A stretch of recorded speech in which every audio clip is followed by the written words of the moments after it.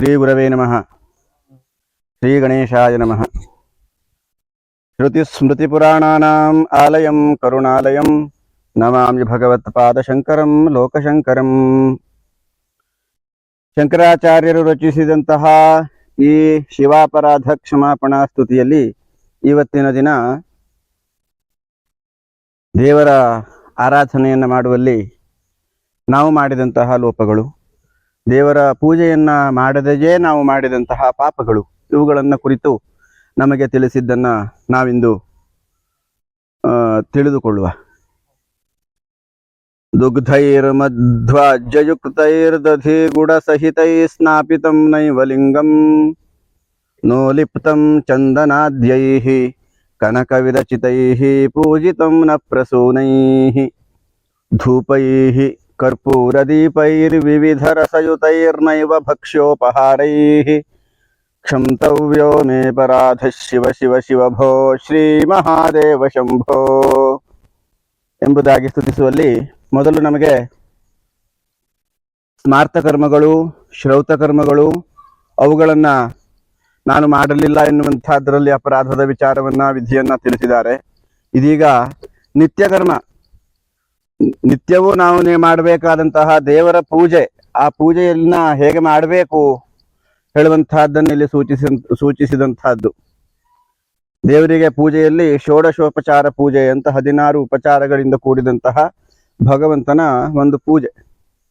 ಅದು ಹೇಗಿರ್ತದೆ ಅಂದರೆ ಧ್ಯಾನ, ಆವಾಹನ, ಆಸನ, ಪಾದ್ಯ, ಅರ್ಘ್ಯ, ಆಚಮನೀಯ, ಸ್ನಾನ, ವಸ್ತ್ರ, ಉಪವೀತ, ಆಭರಣ, ಗಂಧ, ಅಕ್ಷತ, ಪುಷ್ಪ, ಧೂಪ, ದೀಪ, ನೈವೇದ್ಯ, ಈ ರೀತಿಯಲ್ಲಿ 16 ಉಪಚಾರಗಳಿಂದ ಕೂಡಿದ್ದು ಒಂದು ಷೋಡಶೋಪಚಾರ ಪೂಜೆ ಇದೆ. ಅದರಲ್ಲಿಯ ವಿಚಾರವನ್ನು ಹೇಳಿದ್ದಾರೆ. ಅದರಲ್ಲಿ ಸ್ನಾನ ಅನ್ನುವಂಥದ್ದೇನಿದೆಯಲ್ಲ, ಸ್ನಾನವನ್ನು ಮಾಡಿಸುವಾಗ ದೇವರಿಗೆ ಪಂಚಾಮೃತದ ಅಭಿಷೇಕವನ್ನು ಮಾಡುವಂತಹದ್ದು. ದುಗ್ಧೈಹಿ ಮಧ್ವಾಜ್ಯಯುಕ್ತೈಃ, ದುಗ್ಧ ಅಂದ್ರೆ ಹಾಲು, ಕರೆದು ಬಂದಂತಹದ್ದು, ಹಸುವಿನಿಂದ ಕರೆದಂತಹ ಹಾಲು. ಮಧು ಅಂದ್ರೆ ಜೇನು, ಆಜ್ಯ ಅಂದ್ರೆ ತುಪ್ಪ, ದಧಿ ಗುಡ ಮೊಸರು ಹಾಗೂ ಬೆಲ್ಲ, ಇದು ಪಂಚಾಮೃತಗಳು. ಇವುಗಳಿಂದ ಕೂಡಿ ಪಂಚಾಮೃತದ ಅಭಿಷೇಕವನ್ನ ಸ್ನಾಪಿತಂ ನೈವಲಿಂಗಂ, ಶಿವನ ಪೂಜೆಯಲ್ಲಿ ನಾನು ಪೂಜೆಯನ್ನ ಮಾಡಲಿಲ್ಲ, ದೇವರಿಗೆ ಅಭಿಷೇಕವನ್ನ, ದೇವರಿಗೆ ಪಂಚಾಮೃತದ ಅಭಿಷೇಕ ಸ್ನಾನವನ್ನು ನಾನು ಮಾಡಲಿಲ್ಲ. ನೋಲಿಪ್ತಂ ಚಂದನಾದ್ಯೈಃ, ದೇವರಿಗೆ ಗಂಧವನ್ನ ತೇದು ಅರ್ಪಣೆ ಮಾಡಬೇಕು.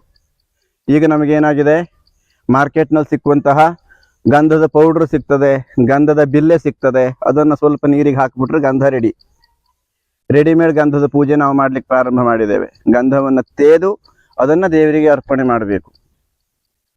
ಹಾಗೆಯೇ ಚಂದನವನ್ನ ತೇದು ಆ ಚಂದನವನ್ನ ದೇವರಿಗೆ ಸಮರ್ಪಣೆಯನ್ನು ಮಾಡಬೇಕು.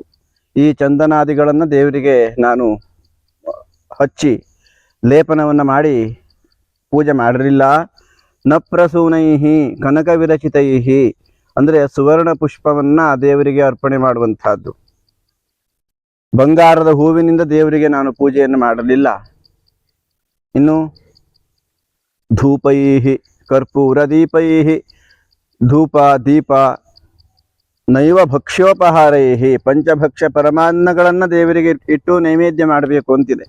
ಆ ರೀತಿಯಲ್ಲಿಯೂ ನಾವು ಆ ಭಗವಂತನ ಆರಾಧನೆಯನ್ನಾಗಲಿ, ಅರ್ಚನೆಯನ್ನಾಗಲಿ, ಪೂಜನೆಯನ್ನಾಗಲಿ ಯಾವುದೂ ಮಾಡಲಿಲ್ಲ. ಭಗವಂತ ಕ್ಷಂತವ್ಯೋ ಮೇ ಪರಾಧ, ಹೀಗೆ ನಾನು ಮಾಡದೇ ಇದ್ದಂತಹ ಈ ತಪ್ಪುಗಳಿಗೋಸ್ಕರವಾಗಿ ನನ್ನ ಈ ಎಲ್ಲ ತಪ್ಪುಗಳನ್ನು ಕ್ಷಮಿಸು, ನನ್ನನ್ನು ಉದ್ಧಾರ ಮಾಡು, ನನಗೆ ಆ ನಿನ್ನ ಪೂಜೆಯನ್ನು ಮಾಡುವಲ್ಲಿ ಭಕ್ತಿಯನ್ನು ಕೊಡು ಎಂಬುದಾಗಿ ಆ ಭಗವಂತನಲ್ಲಿ ಬೇಡಿದ್ದು ನಮಗೆ ಅತ್ಯಂತ ತಿಳುವಳಿಕೆಗೆ ಅನುಕೂಲಕರವಾದಂತಹದ್ದಾಗಿದೆ. ಯಾಕೆಂದ್ರೆ ನಾವು ಸಂಸಾರವನ್ನ ಅನುಭವಿಸುವಲ್ಲಿ ದೇವರ ಪೂಜೆ ಇದೆ, ನಾನು ದೇವರ ಪೂಜೆ ಮಾಡಬೇಕು ಎನ್ನುವಂತಹದ್ದನ್ನೇ ಇವತ್ತಿನ ದಿನ ಮರೆತು ಬಿಡ್ತಾ ಇದ್ದೇವೆ. ನಮಗೆ ಮೋಜು ಮಸ್ತಿಗೆ ಬೇಕಾದಂತಹ ಎಲ್ಲ ವ್ಯವಹಾರದಲ್ಲಿಯೂ ನಾವು ತೊಡಗಿಕೊಳ್ತೇವೆ. ಆದರೆ ನಿತ್ಯವೂ ಮಾಡಬೇಕಾದಂತಹ ನಿತ್ಯ ಕರ್ಮ ಅಂತ ದೇವರಿಗೋಸ್ಕರವಾಗಿ ನಾವು ಮೀಸಲಿಡಬಾರ್ದ ಅಂತ ಕೇಳ್ತಾರೆ ಕೆಲವು ಜನ. ಆದರೆ ನಾವು ಅದನ್ನು ದೇವರಿಗೋಸ್ಕರ ಮಾಡುವುದಲ್ಲ, ಅದು ನಮಗೋಸ್ಕರವಾಗಿ ನಾವು ಮಾಡುವಂತಹದ್ದು ಆ ಭಗವಂತನ ಪೂಜೆ. ನಮ್ಮಲ್ಲಿರುವಂತಹ ಕಲ್ಮಶವನ್ನ, ನಮ್ಮ ಅಂತರಂಗದಲ್ಲಿರುವಂತಹ ದೋಷಗಳನ್ನ ಕಳೆಯುವುದಕ್ಕೋಸ್ಕರವಾಗಿ, ಅದನ್ನು ದೂರ ಮಾಡಿಕೊಳ್ಳುವುದಕ್ಕೋಸ್ಕರವಾಗಿ, ನಮ್ಮಲ್ಲಿ ಉಂಟಾಗ್ತಾ ಇರುವಂತಹ ಮನಸ್ಸಿನ ಗೊಂದಲ ಜಂಜಾಟಗಳನ್ನು ನಾವು ದೂರ ಮಾಡಿಕೊಳ್ಳುವುದಕ್ಕೋಸ್ಕರವಾಗಿ, ನಮಗೆ ಒಳ್ಳೆಯ ಬುದ್ಧಿ ಪ್ರಚೋದನೆಯಾಗಿ ಜೀವನದಲ್ಲಿ ಯಾವ ರೀತಿ ಯಾವ ಮಾರ್ಗದಲ್ಲಿ ನಾನು ಹೋದರೆ ಸರಿ ಎನ್ನುವಂತಹದ್ದನ್ನು ತಿಳಿದುಕೊಳ್ಳುವುದಕ್ಕೋಸ್ಕರವಾಗಿ ನಾವು ಆ ಭಗವಂತನ ಆರಾಧನೆಯನ್ನು ಮಾಡಬೇಕು. ಆವಾಗ ನಮ್ಮ ಜೀವನದಲ್ಲಿ ನಾವು ಒಳ್ಳೆಯದನ್ನು ಕಾಣುವುದಕ್ಕೆ ಸಾಧ್ಯ. ಯಾಕೆಂದರೆ ನಾವು ಪುಣ್ಯ ಕಾರ್ಯವನ್ನು ಮಾಡದೇನೆ ಪುಣ್ಯವನ್ನು ಬಯಸ್ತಾ ಇದ್ದೇವೆ. ಪುಣ್ಯಸ್ಯ ಫಲಮಿಚ್ಛಂತಿ ಪುಣ್ಯಂ ನೇಚ್ಛಂತಿ ಮಾನವಾಹ ನ ಪಾಪ ಫಲಮಿಚ್ಛಂತಿ ಪಾಪಂ ಕುರ್ವಂತಿ ಯತ್ನತಃ ಎನ್ನುವಂತೆ ನಮ್ಮ ಪರಿಸ್ಥಿತಿಯಾಗಿದೆ. ಪುಣ್ಯಸ್ಯ ಫಲ ಬೇಕು ನಮಗೆ, ಒಳ್ಳೆಯ ಕರ್ಮದ ಫಲ ಎನ್ನುವಂಥದ್ದು. ನನಗೆ ಒಳ್ಳೇದಾಗಬೇಕು, ನನ್ನ ಮಕ್ಕಳಿಗೆ ಒಳ್ಳೇದಾಗಬೇಕು, ನಮ್ಮ ಸಂಸಾರ ಚೆನ್ನಾಗಿರಬೇಕು ಅಂತಲೇ ಬಯಸ್ತೇವೆ. ಆದರೆ ಪುಣ್ಯಂ ನೇಚ್ಛಂತಿ, ನಾನು ಒಳ್ಳೆ ಕೆಲಸ ಮಾಡಬೇಕು, ನಾನು ದೇವ ಸ್ಮರಣೆ ಮಾಡಬೇಕು, ನಾನು ಸನ್ಮಾರ್ಗದಲ್ಲಿ ನಡೆಯಬೇಕು ಅಂತ ಅಂದ್ಕೊಳ್ಳುವುದಿಲ್ಲ. ಸುಳ್ಳು ಹೇಳುವುದು, ಕಳ್ಳತನ ಮಾಡುವುದು, ಅನ್ಯಾಯ ಮಾಡುವಂತಹದ್ದು, ಇನ್ನೊಬ್ಬರನ್ನು ನೋಡಿ ಕರುಬುವುದು, ಅಂದರೆ ಹೊಟ್ಟೆ ಕಿಚ್ಚುಪಡುವಂತಹದ್ದು.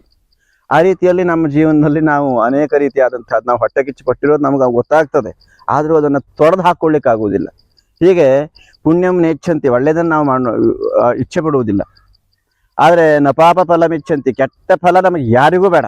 ನನಗೆ ಕೆಟ್ಟದಾಯಿತು ಅಂದರೆ ದೇವರೇ ಕೊಟ್ಟದ್ದು, ಒಳ್ಳೆಯದಾದರೆ ನಾನು ಮಾಡಿದ್ದು, ಈ ರೀತಿಯಾದಂತಹ ಭಾವನೆ ನಮಗಿರ್ತದೆ. ಆದರೆ ಪಾಪಂ ಕುರ್ವಂತಿ ಯತ್ನತಃ, ಪ್ರಯತ್ನಪೂರ್ವಕವಾಗಿದ್ದು ತಪ್ಪು ಎನ್ನುವಂತಹದ್ದು ಗೊತ್ತಿದ್ದು ನಾವು ಆ ಪಾಪವನ್ನು ಮಾಡ್ತಾ ಇದ್ದೇವೆ.